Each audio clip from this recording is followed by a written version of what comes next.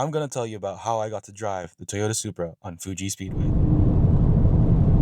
I chose to drive the Tom Supra, and the only way to really do this is to get a reservation on Fuji Speedway Hotel.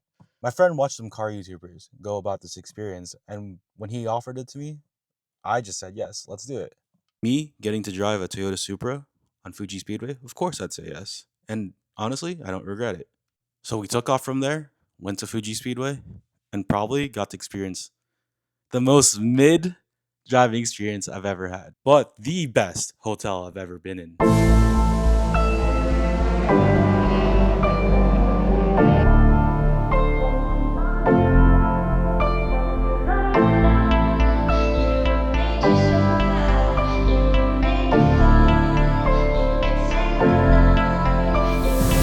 We'll never know what was left in the future. If only someone could have gotten there sooner. They had thoughts and feelings, a few dreams, a few things they wanted to go see.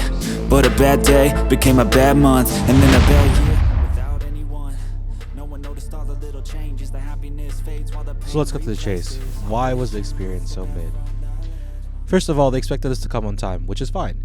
But then they asked us to sit in the car and wait, again, which is fine. But then they didn't tell us what to do after, and we were just sitting there for 30 plus minutes. I think part of the reason was also my radio was broken. They said there was a walkie-talkie or some sort of onboarding thing, but I never got that.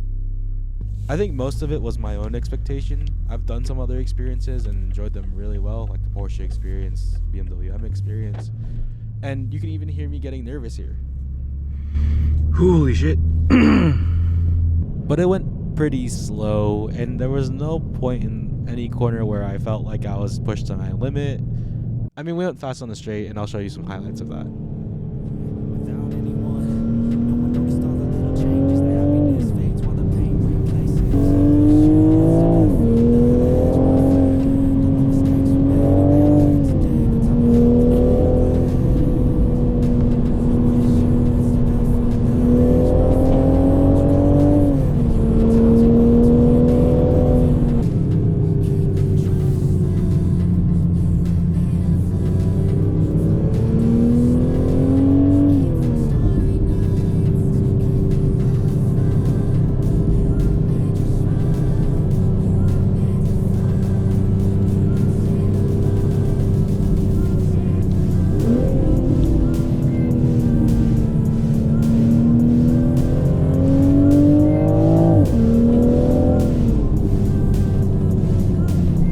See, this is where it gets kind of confusing, and this is where I got mixed feelings. Is I think some people's radios were working and some weren't. Some people were veering off to the left or right, and I don't even know what line they were taking. And I think it was due to the fact that no one really knew where to go, and it ended up making everyone else slow. So you ask me, is it worth it to drive in Fuji Speedway? Yes. For like around 100 bucks, you can get even cheaper on a GR Corolla or something. It's definitely worth it. It's probably one of the cheapest experiences out there, and Japan's really known for having these really affordable prices. Especially if you're a beginner, it's definitely worth it. And we're not even talking about the best part. The hotel was the best part. I think it was probably the best hotel I've stayed at for car enthusiasts. Akio Toyota is a legend.